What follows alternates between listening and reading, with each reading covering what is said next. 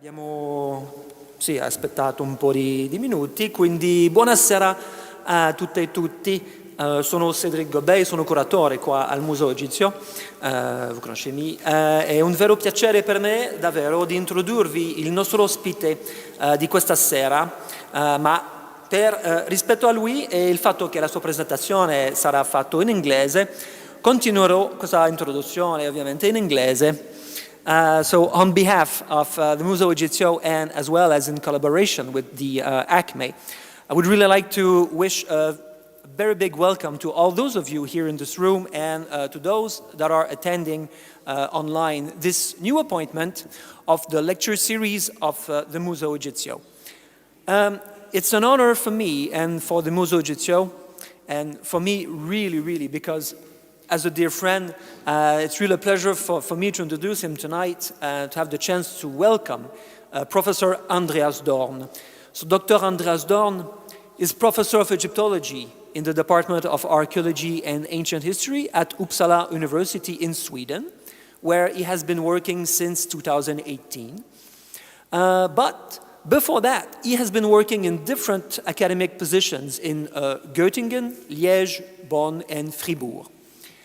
His research includes, in particular, the cultural and social history of ancient Egypt, with a focus on religion, literary and administrative text, architecture, and art, just to mention those.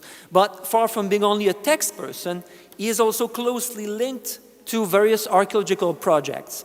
These include the excavation of the tomb of the scribe Amon-Nacht in Deir el-Medina, that he's carrying together with Stéphane Polis from Liège, the search for the graffiti in western mountains of Thebes, and the publication of jar labels from the Golden City from the time of Amenhotep III. And these are just a few of all of these projects. He is one of the world specialists on Deir el-Medina, on its archaeology as well as on its text, topics on which he has published numerous monographs and articles. But tonight, he is with us to speak about one of the most iconic objects from our collection here kept at Museo Egizio, with a lecture entitled The Stories of the Oldest Geological Map of Mankind, the Turin Gold Mine Papyrus. So, Andreas, the floor is yours.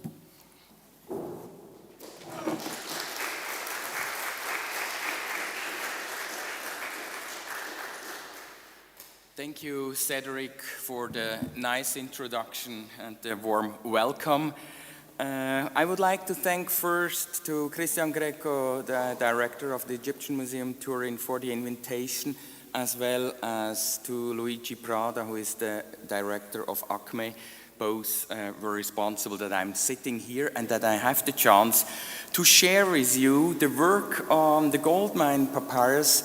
I started together with Stéphane Polis from Liège, something like more or less 10 years ago. We came there first, and it was at the time when the museum did not look like it looks nowadays. It was at the time when all was under construction and only small parts of the museum were open, and we were warmly welcomed by Federico Pool, who made us accessible in one of the side rooms where all was stocked, also we could access the gold mine papyrus.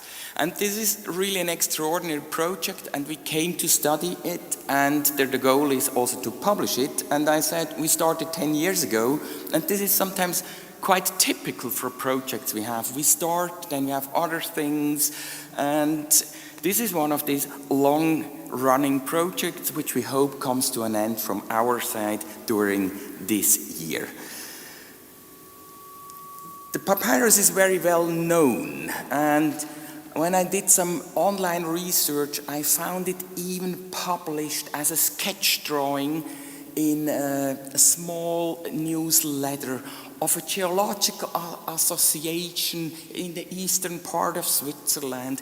You can find it when you go, for example, in Germany to Bochum, to the mining museum there, and you find also one vitrine about gold, and there is a small image also of the gold mine papyrus. So wherever you look at mining from a historical perspective, you are facing the gold mine papyrus.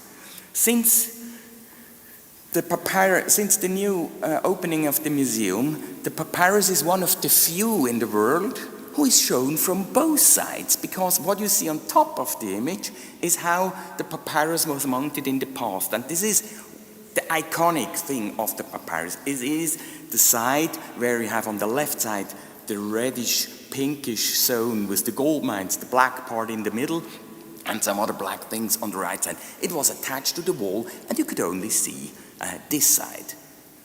The other side is partly published by some Egyptologists, but the entire document and the relation of the front side with the map, with the mines, with the quarries, and the back side with the text was never looked at as an entire document.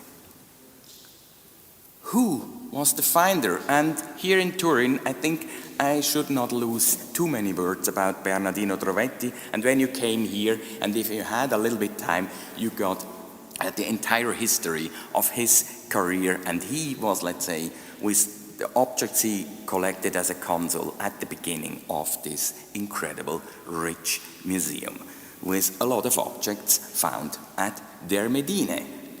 So Der Medine, I suppose you are familiar with Der Medine, but just to give you an idea where we are in southern Upper Egypt, at the capital of the new kingdom, at least from the 18th dynasty. We are at Thebes, and Der Medine is the workman's village, which is on the west side, inhabited by the families of the workmen who built the tombs in the Valley of the Kings. We see here an aerial view of Der Medine with the village, and just behind the first ridge, the first rows of mountains, we have the Valley of the Kings, where these people worked. The papyrus is not only just a map, and when we look at modern maps, we realize also that there are usually captions. When was the map made?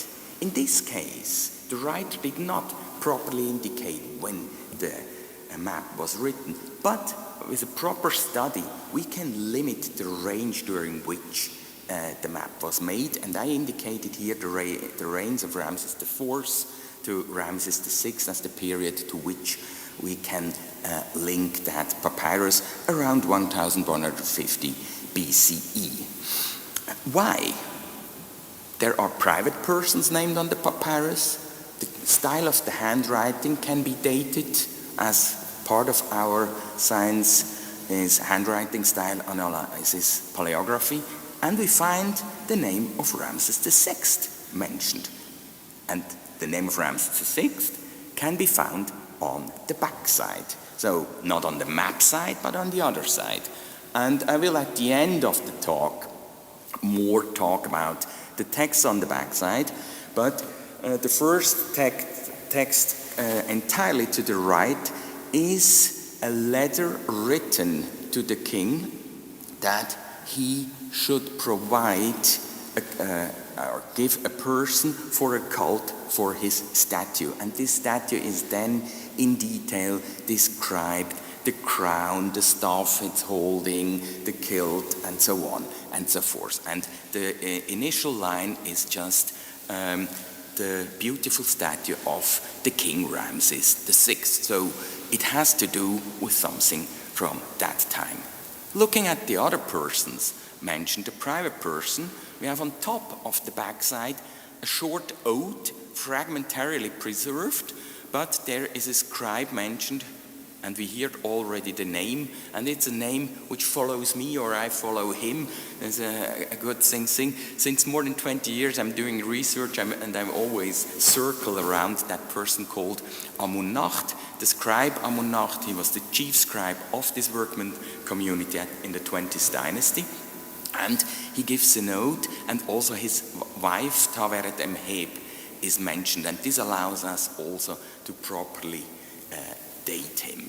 And he is several times more mentioned on that papyrus. The next time in the text, which is located in the center of the backside, which is also written in a very neat official writing style, where one really nearby thinks, oh, I can read it. Oh, it's hieratic. Oh, it's the fluid version and not the hieroglyphs. And there he has a short quite particular text with images of gods. I will present them, and short characterizations to these images, all different versions of the sun god. And in the lowermost line it's stated, this text is written by the scribe of the necropolis. His name is missing, but his father's name is given. And usually when he writes his name, he indicates his father's name. And Amunnacht, son of Ipui, there is only one in Der Medina, because Amunnacht is a name, the god Amun is strong, which you can find something like 30 persons during the New Kingdom who have this name. So if you have Amunnacht somewhere, this tells us just another one.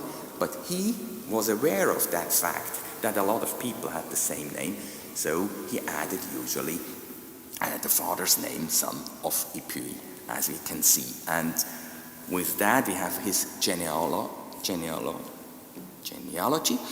and other persons will play a role when it comes to the story of the gold mine papyrus. I presented Amunnacht's father Ipui here at the top of the family tree. What shall I do? Così, Emilio? Cominciamo. Then we see Amunnacht and his wife Taweret Emheb.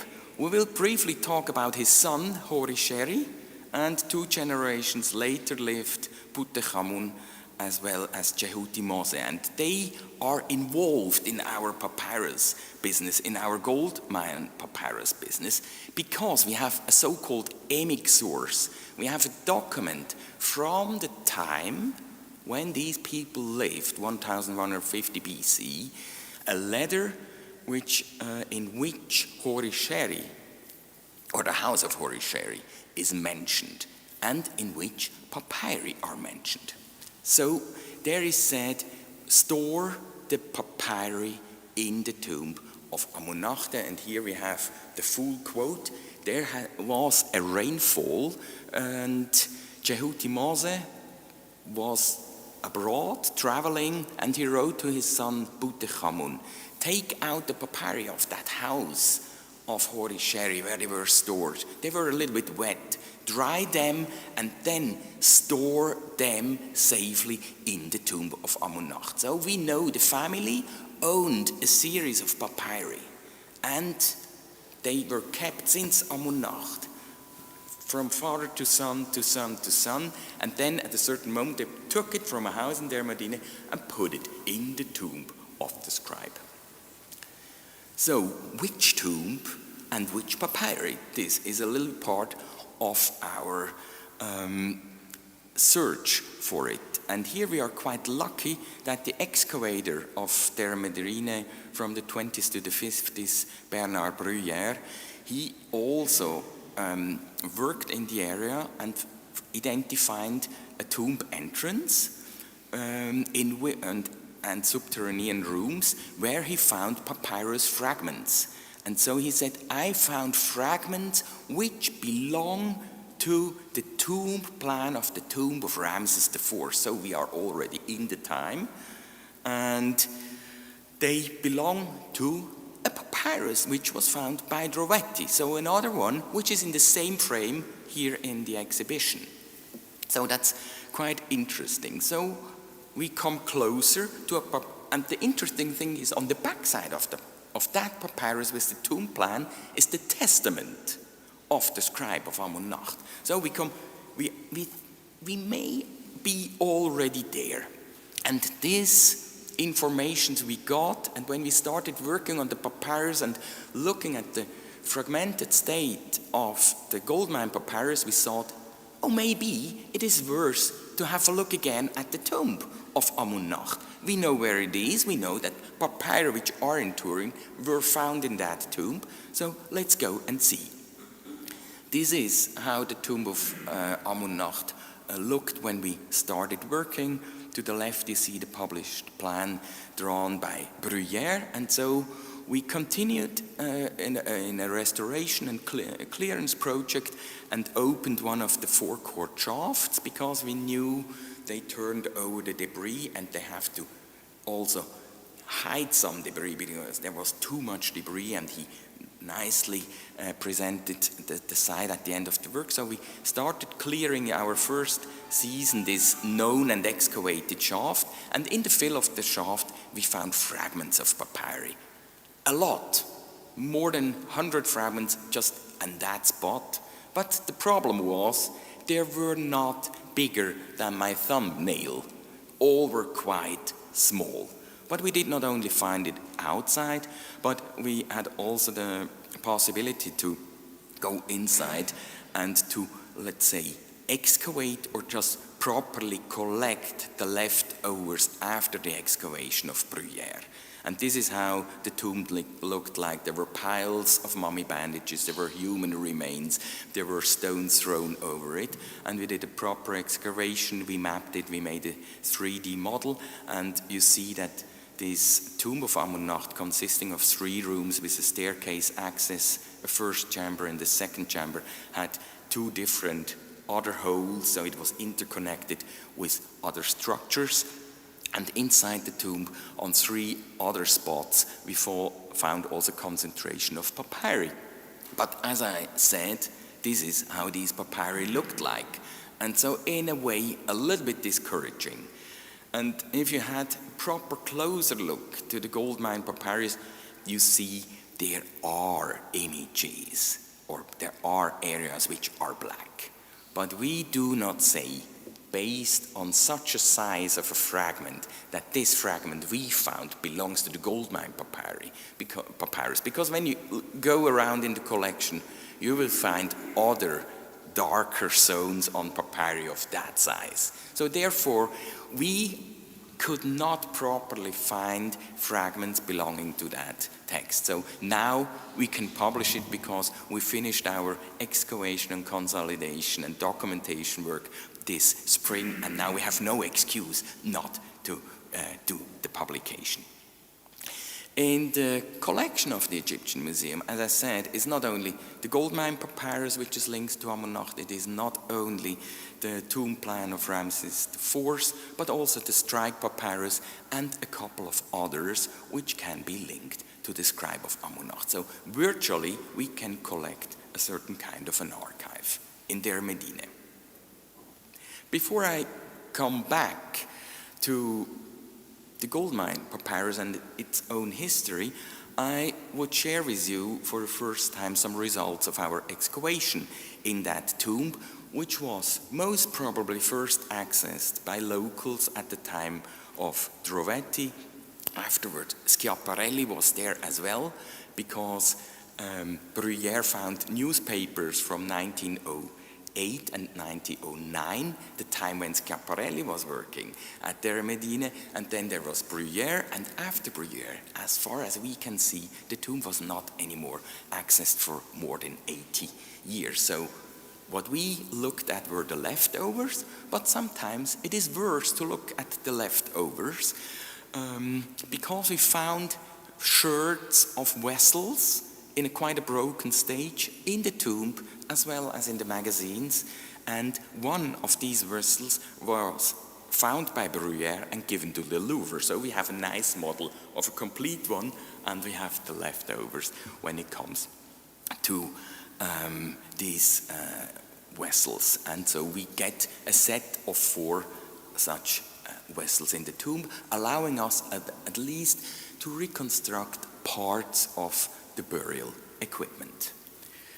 Other objects are in Turin as well and shown in the historical rooms at the entrance, as well as in the vitrina with a lot of cultural objects of cultural heritage, where you have the Ushaptis, etc. And there are 15 Ushaptis in the collection which mention Amun-Nacht with his title, which can be attributed to that scribe. And we have here one of the specialists in the audience who studied them quite properly. That's Federico Pool, and he and the Museo Egizio allowed us also to include those that we get the burial equipment partly restored. And we were lucky to find these very small fragments, remains of an Ushepti box, and I show you to the left a complete one on which we have also the name of Amun-Nacht. So by ourselves we found on pottery and on the Shabti box still objects belonging to him in his burial chamber. So we were able to find the proof that the attribution of that tomb to him by Bruyère is correct. But let's go and have a look at the gold mine papyrus as he is mounted in the vitrine, and you see there is a lot left, and it is a pity that a lot is left, not only from the map, from a map perspective, but also from the texts from the other side. When we look properly at the gold mine papyrus, we can divide it easily in 3 sections. To the left, in the gold mining zone, in the middle, to the workspace, I call it, the quarries, where a particular stone was quarried, and the result of the expedition to the quarries, which is presented to the right, different blocks which were cut there. But let's start in the area where the papyrus got his name, and I will come back to that. If I would have been the one who found it, I would not have labeled it gold mine papyrus, at least not for the scientific communication. For the public, I would call it gold mine papyrus because it's gold sales always, but this papyrus is not about gold, as we will see just later, but it informs us on the map about the gold mining area, which is located close to the quarries. And I give you just translations of some of the captions. So there were the huts where the people stayed who were working in the gold mines. There were mountains where gold was washed, and they called the mountains Mountain of Gold, and there were several.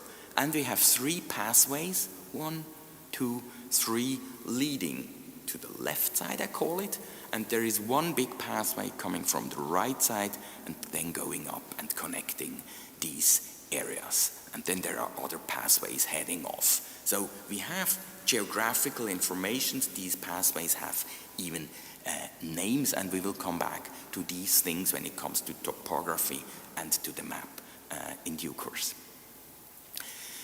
The map is in parts quite detailed. There is a little bit more brown zone in the center of the gold mining area where we have a well and also a stela is mentioned.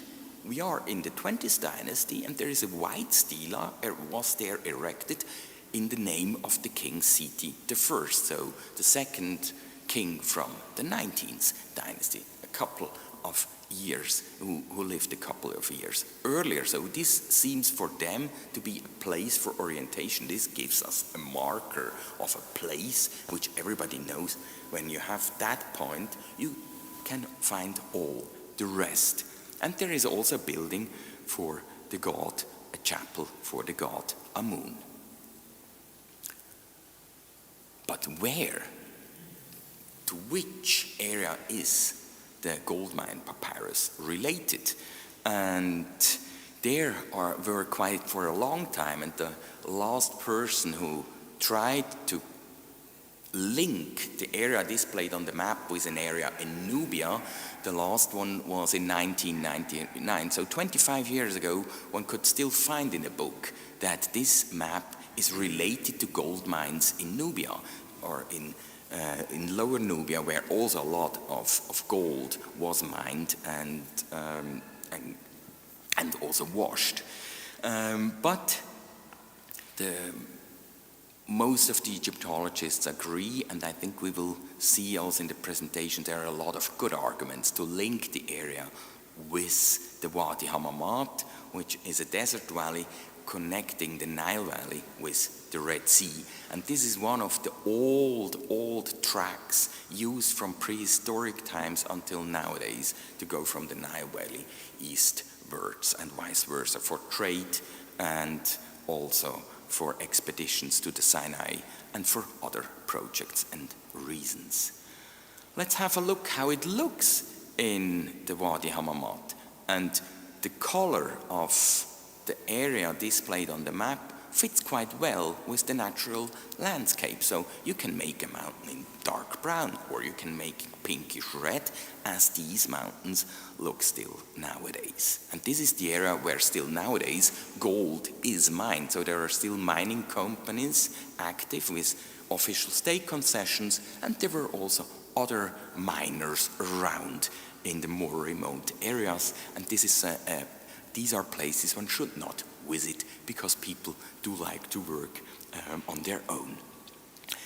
We will focus a little bit on that area and how such ancient gold mines look like. We see still these reddish pink mountains, and this is an old gold mine where at the time they hollowed and followed veins in which the concentration of gold was higher than others. So one can crawl in, and it's just, these veins are just, or these holes are just in the size of that a human can work inside, just to follow the most dense areas. And this is the work the gold miners did.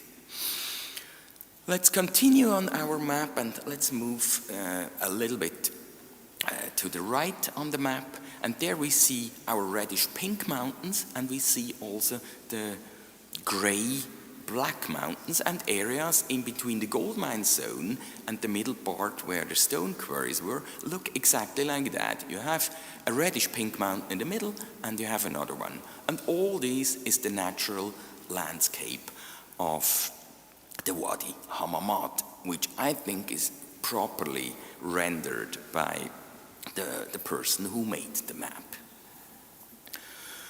After having a look at the gold mine area, which is quite properly described, let's go and have a look at the quarries. And there we get even relations indicated on the map from the quarries to the gold mining area. And this is the text which was marked on the slide before, just in this box up here to the right. And there is 3 times the same text written. So when you go in the museum and have a look, you do not need to be able to read hieratic or hieroglyphs. You can just compare signs after signs, and you will realize there was 3 times the same text written. We assume, Stefan Police and I from Liège, that the lowermost line was the first one, is the most nicely written one, and somebody copied it just again above, and above. And then you ask me why, and then I can tell you, I don't know, but most probably as a kind of an exercise. So that there are elements on that map which are quite astonishing. And sadly, the distances are lacking. And these fragments, we would have been so happy, because if you have one point and you have distance, then you can measure and you really see where they were at that time. So going further and having a look, this is a little bit how it looks like and where these quarries were. They were just going up hills, just taking out blocks and bringing them down these steep slopes. And there are kind of ramps, but they're so steep where you really wonder how they lowered these kind of stones, because they went where the best quality of the stone was. What kind of stone did they quarry?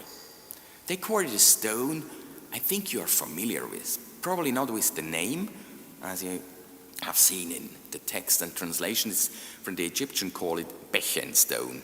We call it greywake or schist, and there are a lot of objects made out of that material. And this is the only quarry where we find this Bechen stone in Egypt is in the Wadi Hammamat. So this means all slate palettes we have from ancient Egypt, which are known from 4000 BC around or even earlier. So from the Negada period, 4000 BC, they went there 30 kilometers away from the Nile Valley to exactly quarry that stone to make all the palettes you can see in each museum with Egyptian artifacts around the world. And all the stones are coming from there.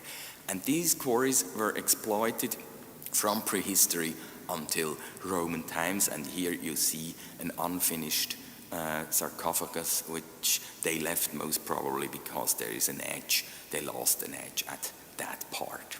So, and also in the Ramesside period, the quarries were still active. The map contains quite nice details, so the closer you go, the more you can detect. They show us here small bushes. Here is one bush, there is another one, and you see smaller green dots. We are out in the desert, but if you still nowadays go and travel there, you see this kind of green plants here, and there is also an entire tree even where you can stand below and stay in the shade. I don't say it is the same as nowadays, but we can at least compare it. And if you have a little bit more time, and if you really go and search, you can detect things we haven't seen, Stefan Police and I, when we started working on the map. And we had the map on our table, just in the magazine. We were sitting, looking, but as Egyptologists, the first focus was on the writing. But later on, somebody said, have you seen the figure of the god Amun? And this is what you see here. And I suppose when you had a look at the map, you haven't seen it yet. So you see here a standing figure of the god Amun with the double crown, an outstretched arm, and the vast scepter he is holding, standing in a shrine. And exactly these figures of the god Amun, Amun-Min, the protector of the eastern desert in which this area is 10 times, 20 times, 30 times displayed on different kinds of rock stele.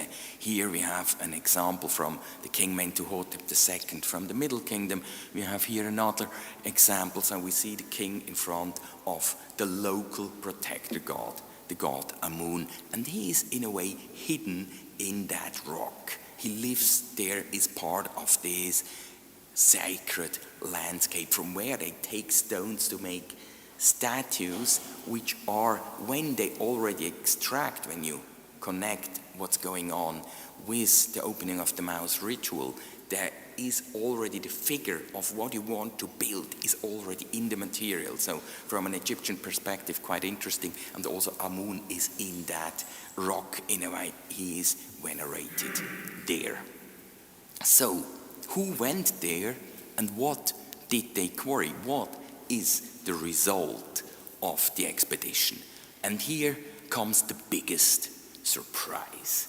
We have an entire papyrus, 2.40 meters wide or long, and we have the details of the gold mines, we have the details of the quarries, and they were quarrying blocks of 2 cubits to 2 cubits. This means 1 meter to 1 meter and a certain height. So we are not talking about more than a cubic meter or more, and 1.5 cubic meter of the block size. So very small pieces of stone, like from here of the table until the end, that height. This is what they went.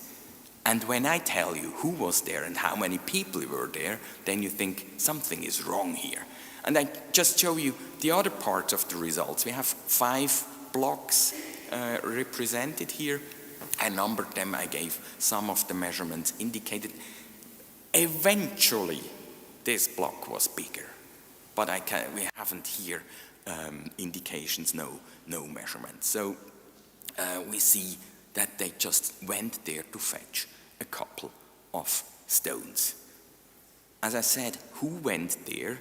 That's, let's say, a crucial question. We might think that it is Ramses VI, which is mentioned on the backside, but it is not, because we have many expeditions recorded by rock stele, as I showed you some, the king venerating the god Min, for example, or Amun-Min. We have several of these expeditions mentioned. Seti I was there and others. And the last king of the New Kingdom, attested in rock inscriptions and rock stele, was the king Ramses IV. And he went there even 3 times.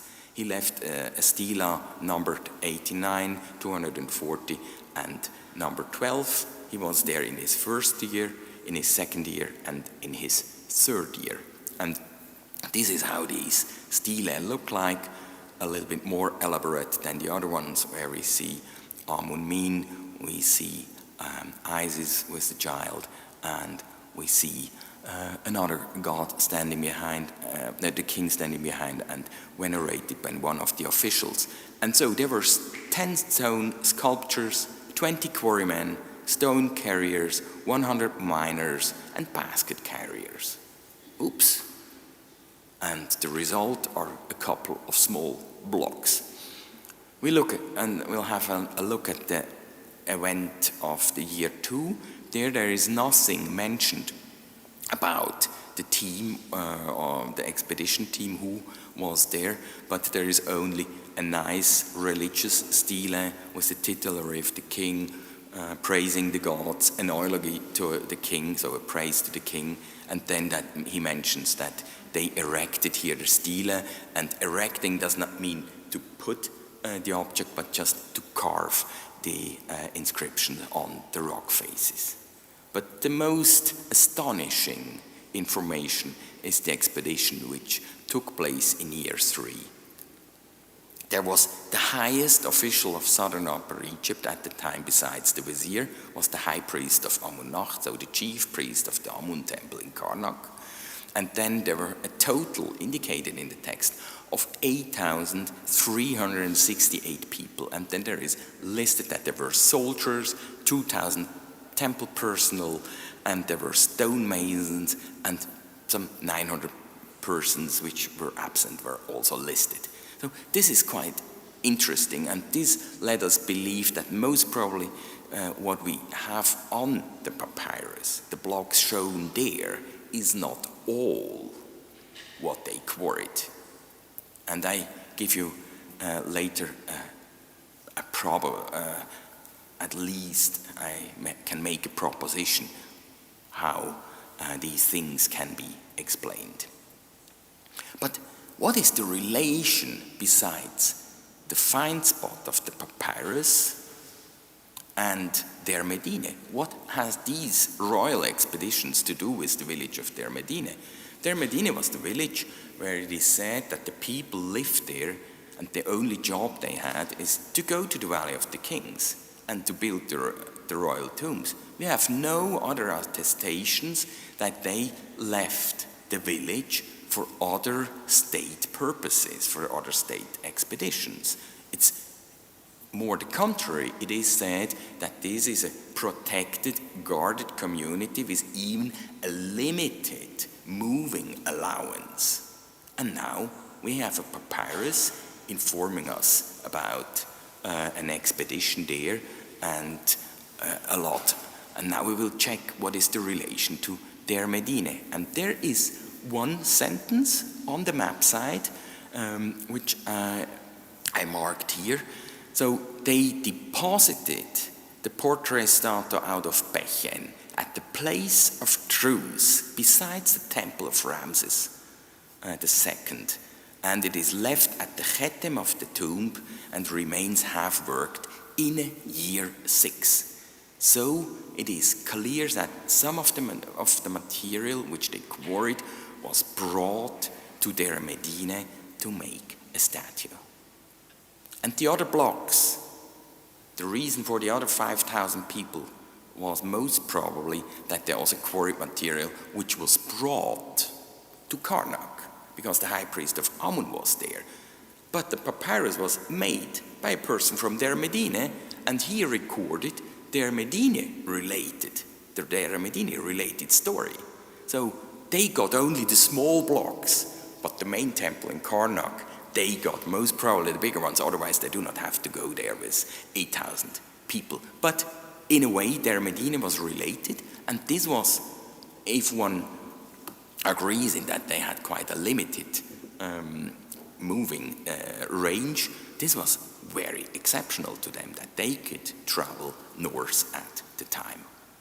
Where are these places which are mentioned in the text? I have another map here with Der Medine, a possible location of the Chetem, but we can move it also closer in this direction. But like that we can nicely display it. And we have the big temple of Ramses II, the Ramesseum, which is mentioned in the map. And we have another document which informs us about this expedition to the Wadi Hammamat. And this is quite interesting because it tells us something about how they brought the stones from the Wadi Hammamat, and I told you it's something like 30 kilometers to bring it to the river. And they say, and this is related to the 3-year expedition, we have seen the rock stele number 12, where the 8,000 people were involved, that it took them 33 days to bring the blocks from the quarries to the River Nile, where they could ship the blocks and move them more easy than just pulling it over land for kilometers. And it means a kilometer a day they moved these blocks. So that was a nice pulling project. So you pull a long day just like that. In the evening you sleep beside your block, you get up, and the next day you do the same, and this for an entire month. And I think there are things that are quite much nicer than pulling blocks.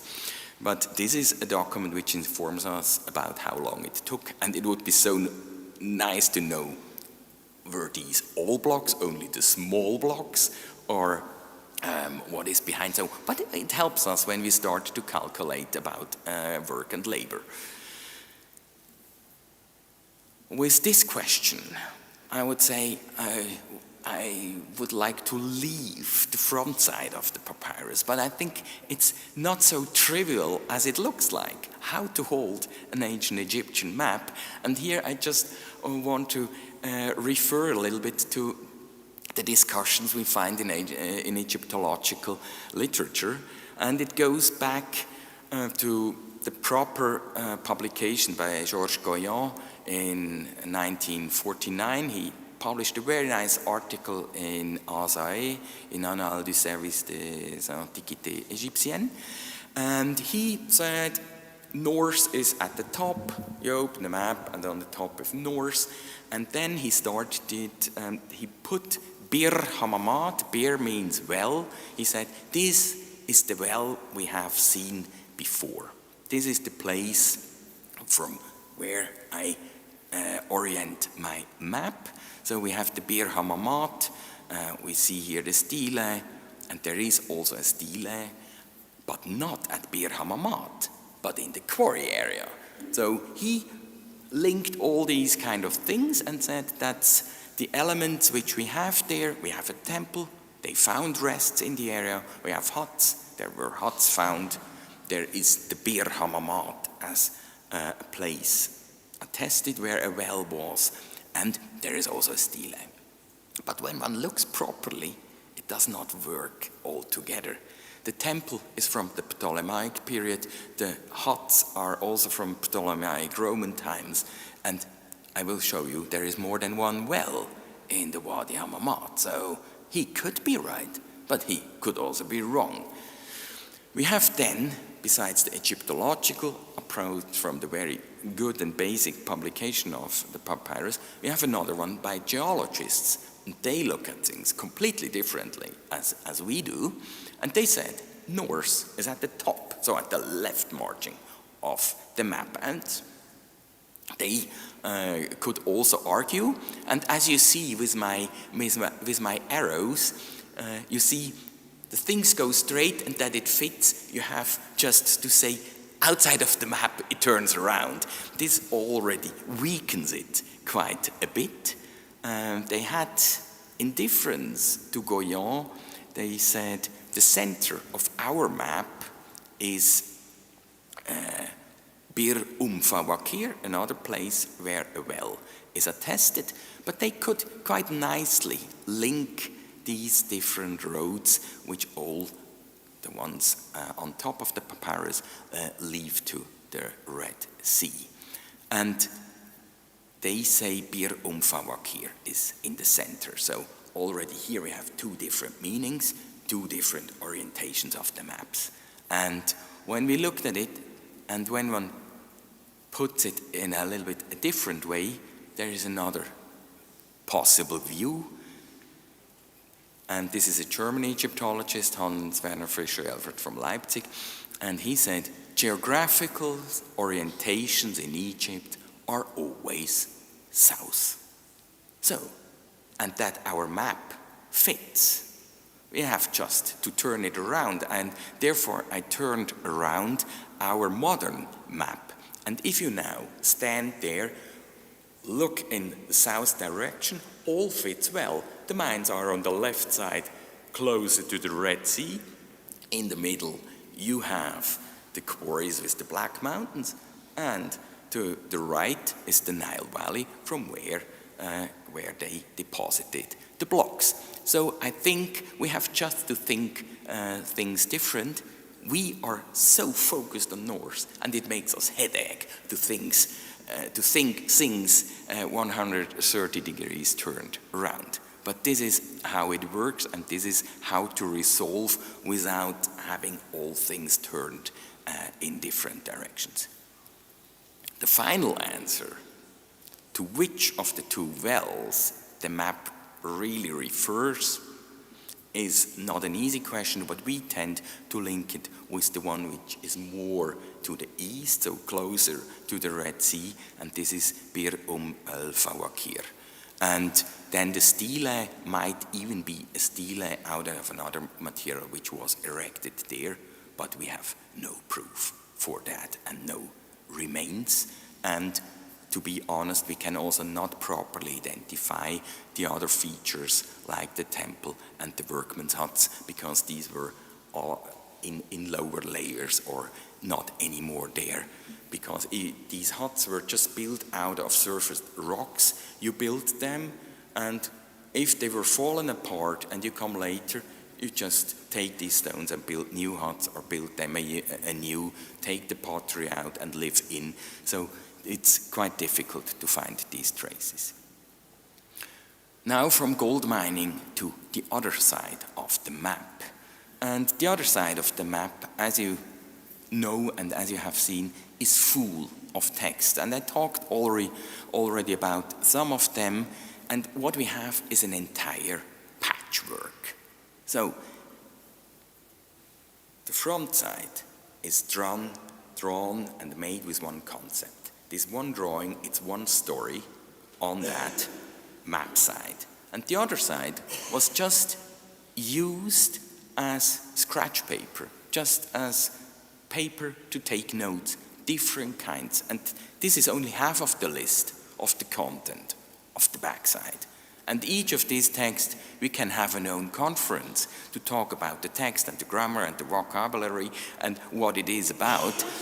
But what I want to show you is how the backside was described and who was inscribed and who was the scribe who held the papyrus. And here I come back to Amun-Nacht, the one who is most attested on the papyrus. The backside was inscribed first, this is part of our research result, in the middle. So the scribe unrolled it and knew it's empty. I start, and he made a very nice text in the middle, where he has a particular text which is quite unique, and the other text stop properly to the left and to the right. So this is what he made first, is this religious text where we have different forms of the sun god with small figures, and I just show you them, some of them a little bit bigger. This is a snake with knives in the body of the snake, like we see it in the Amduat. This is a sitting god, Amun-Ra, with 4 ram heads on it. Here we have the Amun seated as a ram, and then we have short characterizations, and we would be so happy to have the entire text because it's unique. We do not know this kind of short an image with just a short characterization. The god Amun, the Ba of the god, is sitting here or is somewhere else. So this is this central text, and then we have the others, as you see, listing of grain quantities, and the scribe Amunacht is mentioned. This text has just nothing to do. It's just to the left of this religious text. Just here we have the beginning of the delivery and the distribution of grain. So there is a short hymn to Thebes and to the King Ramses II, for example. And we could find a parallel on the Ostracon. And on an Ostracon, so a limestone shirt, we have parts of the same text, which has also the signature of the scribe Amunacht. And we have the text here on the papyrus without signature, because he's the owner and keeps it, and made such a short text in that part. We have other elements just to the left, so not only texts, but also some drawings. And this is quite astonishing. So we have on the drawing of a crocodile. I can go back to show you where they are. The drawing of the crocodile is in the top part. We have here the legs and the body of an outstretched female figure, most probably the sky goddess Nut. We have an upside-down person with the head and outstretched arms, a beard, and a wing, at least one ail of a wing, could be that it goes over. So all these elements, just as I said, as a sketchbook, or the papyrus was just used as that. And all this leaves us with a couple of questions. And I will not end the presentation with answering or saying we know all about it. After the study, we have probably in a way more questions than proper answers. And I would like to go through these open points which we can have a look at. So the papyrus, to summarize, was found in Der Medine and can be linked with the great expeditions to the Wadi Hammamat in year 3 of Ramses IV. That makes quite sense. We have the papyrus, we have the rock stele, and we have the Ostracon attesting it, and we know that the stones were brought to close to the village. But why does this map exist? And I tell you, there is no need for such a map. In ancient Egypt, they did not need a map to go to their quarries. This is an area where people went over thousands of years, and regularly they went there. And this was organized by the local temple in Koptos. This is the place of departure. There is the knowledge. There you go and say, we go on expedition, and they provide you with food and water and probably also more infrastructure, whatever you needed, and then you go. And you cannot miss the quarries because they're just to the left and to the right of the pathway, and you see the remains of the quarries. You don't need a map to go on an expedition. So therefore, why do we have the map? And I can tell you, I can only make a proposition. It has most probably to do with the people from Der Medine. They were quite curious. They went there and had this landscape and expedition experience, which was something completely different to their life. And it was most probably an intellectual challenge to make such a map. We do not have others. This does not mean that there were not others. But to make such a map is quite interesting. And it could even be that it was used for communication, to talk about after the exhibition to people who did not take part on it. So this could be an explanation, but I'm completely convinced there was no need. If you go on an expedition, you have a local dragoman or another institution who knows the places where to go. The Der Medina people, they had no idea of the Wadi Hammamat, but with this document, they, let's say, recorded and kept the knowledge about an event on which they may have participated. Who made the map? I propose it is Amunacht, because when we look at what we see on the handwriting on the front side and the back side, there is quite consistent. We have different handwriting registers, but we cannot see another person or link another person with the document. And we see, for us, it is an iconic object for the Egyptian Museum here in Turin. For them, it was a map they made.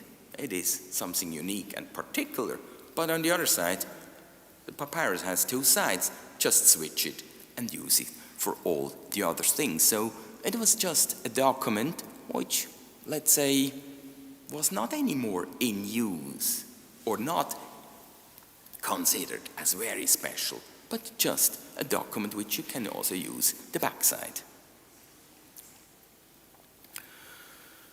And with these critical comments on the map and its existence, I would like to end my presentation. Thank you for your attention.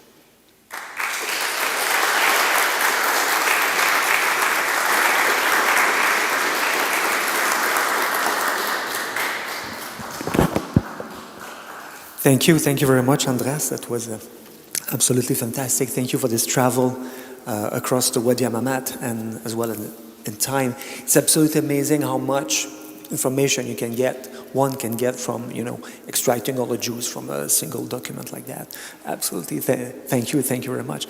Is there any question in the room or online? Possiamo anche prendere alcune domande in italiano, nel caso. Non so se ho ricevuto domande. No, non ho ricevuto nessuna domande della parte online. Allora, so me, if I may, take the opportunity of having the mic.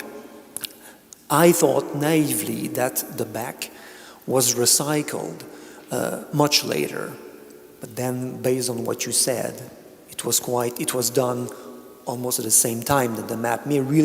I thought, and that was I was saying in the tour of the museum and the visit that I'm making, that people just recycled, because papyrus was a very expensive material, so they recycled it much later, but not as soon as that. So it was, in a way, yes, the use of the backside, we can call it recycling, but it belongs to the family. According to our interpretation, the papyrus belongs to the family archive. So as, for example, the plan of the tomb of Ramses IV, also, he did that also during, he made the drawing of that tomb, and the backside was recycled to write his testament on it. And we see also here, we have more or less the same time between the creation of the first document. Let's say for the Goldmine papyrus, it is in around year 3 of Ramses IV, and then we see in the reign of Ramses VI at latest, because then we have the letter, it was turned and other things were written, so we are talking about around 10 years at the maximum. So we are still in the same, it's still the same scribe, is during his lifetime.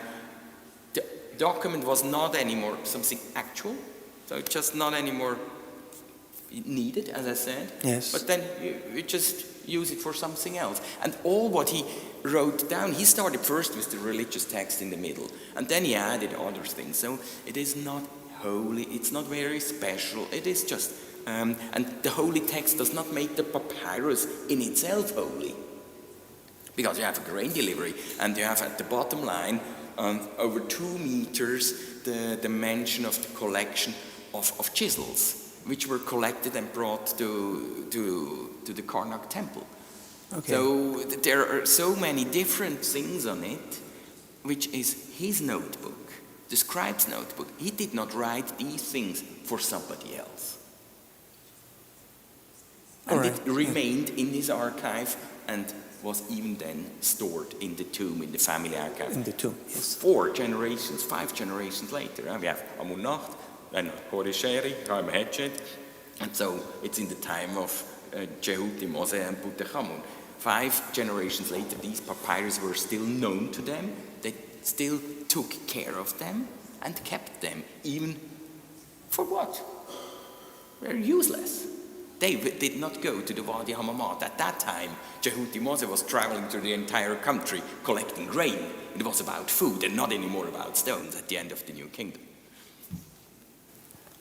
Man, amazing, amazing. Well, I'm particularly looking forward for the publication. Yeah, we yes. too. Yes, absolutely. Oh, yes. Well, yes. going on the mic. So the papyrus comes from the tomb of Amennacht, along with a number of other documents, because the name of Amennacht, as we know, can be found in a number of other papyri. So in terms of provenance history, in what terms can we believe that these papyri from Deir Medina were acquired as one single or several separate lots by whoever purchased them for Drovetti? I mean, did these antiquities purveyors purchase entire lots of papyri? Can others be reconstructed, rather as opposed to buying manuscripts from various locations from various buyers over a period of time? So, to what extent can we trace our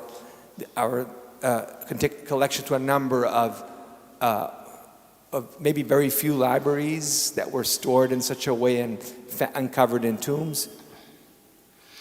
Yeah, this is, let's say, exactly what we really wanted to know more about, how the things were found at the time and what kind of groups existed. And when we look at the archaeological records, we have these kind of different options how papyri were deposited. We have the Hekanachte papyri, which were placed on the sarcophagus of the tomb owner, which were a kind of administrative records, just given to him on top of his sarcophagus. We have papyri mentioned, the ones from the Ramesseum, they were kept in a wooden box. And then we have papyri which were found in pottery vessels. Or you can just put the scrolls somewhere. And the interesting thing is what sells. And it seems that at that time there was already a market for these papyri. It was just around the time when the decipherment was going on. So they were looking for those. And in Deir Medina, we can talk for sure about two different archives, at least the one of Kenner Khepeshef, the Chester Beatty Library, and then another one which is the Amun-Nacht Library. And in an article about some of the documents, when it came to the Stato Civile, Stefan Polis created a list of all papyri finds in Deir Medina, and then you will find them all over in the necropolis. And then the question is it Book of the Dead? Is it an administrative text? Or is it something else? Or is it a necropolis journal? So there we have a little bit all these possibilities. It's so hard to say, and it's so hard to trace it back, and it's always also, to be honest, it's based on some assumptions always. But here we have at least the find of the fragment belonging to the map of the tomb plan in the tomb of Ramses IV, which is properly linked to Amun-Nacht's family. There we know there were the papyri, the emic, as well as the archaeological thing. But how many of these, and here during at least 8 or 10, can properly link to him, but probably it's 20 or even more. Because these were the main scribes, this family were the main scribes in Deir Medina over generations. They kept all the records, so they may have produced most of the papyri. But as long as we are not yet able to trace back all the hands, it's difficult. And you can own the papyri, but you have somebody else did the job, and you are the one who keep the archive. There's a question for Massimiliano. Yes. Hi, Andreas, first of all, and thank you very, very much for this amazing lecture. I was really intrigued by all what you said and you could find in the papyrus. I have two questions. The first one is a remark. I totally agree with you and with Fischel-Elfert about the orientation of the map. And I think this is confirmed by all the documents, all the so-called geographical maps that we have lately, even by the Mosaic of Palestrina, the very famous one, which is done for us, let's say, upside down. So definitely the orientation is to the south. So I think it's totally right, completely right. The other is really a question. You mentioned at a certain point a piece of the papyrus where it's the same formula or the same, let's say, sentence is repeated 3 times. They went from one point to another point, correct? Or something like this. Could it be that this sentence refers to 3 different moments of the expedition? So they were doing the same road like 3 times for certain reasons in the same year, or maybe in different years of the king's reign? Or because you suggested a kind of exercise. But why exercise and in this side of the papyrus? Because I would expect exercises on the other side of the papyrus and not on the main one, let's say. So could it be something like this, or what do you think about? I would not exclude that. Thank you for let's say, opening my view on it. I mean, because imagine... usually you always say, oh, if you have something more than once, then it's an exercise or a scribal exercise to do it anew. But why not having, let's say, referring to different places you worked, and you just indicate the different places from which you went on? Why not? Take into account the expedition of Merer in Wadi al-Jarf, from Wadi al-Jarf to Khufu. It was done several times, so why not imagining something like this? I would not exclude that. No?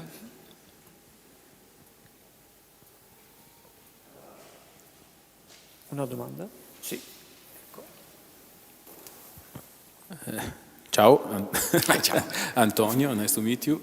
Nice Thanks to a meet lot for coming and explaining these very interesting things. A few points, just as integration. Maybe I was late and I didn't catch everything, so maybe I lost something and maybe I'm repeating just something. First of all, you said that there is no reason for this map, right? There's no reason, no explanation. The question is, did the Egyptians have a lot of maps? Did they use this as a normal way to move around Egypt, or this is something peculiar, even because it's unique, no? Even because it's rare? First point. Second point, did you find something that was really peculiar in the map? I mean, in the papyrus, no? Or the gods, the divinities and so on, they were normal ones, or there was something specific or not? And the third point is a curiosity about geography or evolution and so on. Before coming here, I was reading something related to this valley, no, to this connection, to this point, and my imagination, so I don't know if it's correct or not, is in a certain point in the history, it was kind of lively area, so people living there, maybe wrong, I don't know, but I suppose people were living there, and quite, you know, it was a valley connecting Nilus with the Red Sea and so on, maybe, and it was a valley, so there was a river there. Did something change now from then, or is it the same, or the, you know, the weather situation and climates changed so much, so now it's completely different. So there was a lively valley there, and now absolutely not possible, because even when it's raining, only when it's raining it's lively maybe, or only when it's raining it's changing, and for the rest it's just like desert. Mm-hmm. Thanks. I try to answer your 3 questions. So when it comes to maps in ancient Egypt, there are no older maps than that one. So far we don't know maps. What we know from the Old Kingdom already is a sketch of a vault. And then we have to wait nearby from the Old Kingdom to the New Kingdom. I think there's only one drawing on a shirt. I'm not sure about the thing from the Middle Kingdom. But then in the New Kingdom we find more and more drawings of architectural features. So to make these kind of sections or views of buildings. But maps are so far not attested, but the practice of, let's say, technical drawings and information and encoding in a more theoretical level is attested. So I will not exclude entirely the existence of maps earlier, but usually all these kind of expeditions are based on communication and of the contact with local communities. Because if you grew up in the Nile Valley in Cairo, and you are Pharaoh, and you walk and say, I now go to the oasis, if you have not contact with people who are used to do that, you die after the third day, most probably. This is quite some logistics, and you have to know where is the next place where I can fetch water. How much water do I need? And so on and so forth. And still, nowadays sometimes. So they may have existed maps, but it is the oldest, and I don't know when the next younger is coming. Is it Roman time, or do we have something else in Egypt? I haven't checked that. When it comes to this religious text, the text in itself is particular. The description of the figures is so far, we have started searching for parallels, and we could not find identical phrasing, but it's nothing which is in a way different to how gods were described. And when it comes to, let's say, the nature and the living condition in the Wadi Hammamat, it was always a desert valley, and we have, for example, there exists, and I think it's also in the article of Goyon, they exploited and went everywhere in search for human traces, and they found in a side valley a kind of a natural bassin, and there, where they took a photograph where you could even see the water line, and beside that was a cartouche of an old kingdom king. I think it was Pepi. So they were always checking for water, because all water, what is there, they do not have to carry, or to go in a season where they could expect water.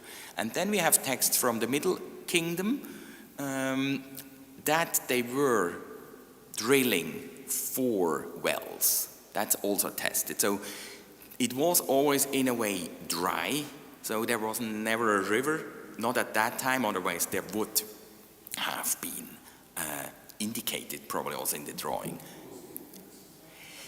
We assume that there were more Bedouins, like there were or still are, but for permanent settlement, because they follow the areas which got rain. So they were moving south, north, south, following the rain seasons, more or less, and knowing where different water places were and where agriculture is possible, or herding is possible.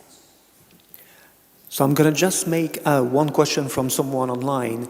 The person asked, when you mentioned the different numbers of people in the expeditions, 8,000 people among those 5,000 soldiers, were they that these high numbers were linked to the fact that they had to pull all the blocks?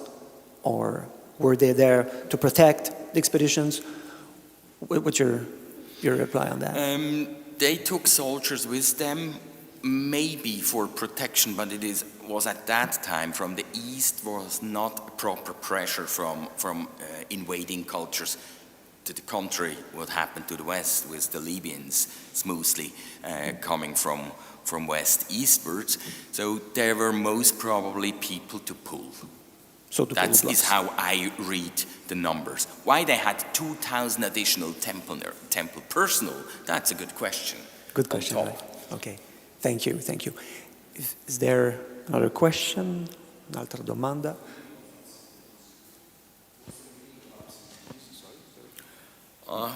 People, they knew how to hide and not to work. This is one of the things also when they worked in the Valley of the Kings, they mentioned who was at work and who was not. And they could be injured, they could have to go to fetch something, some food, or things like that. So not on the spot when the stele was carved. See. So then I just have to thank you again and having a big round of applause Thank you for the thank you. invitation.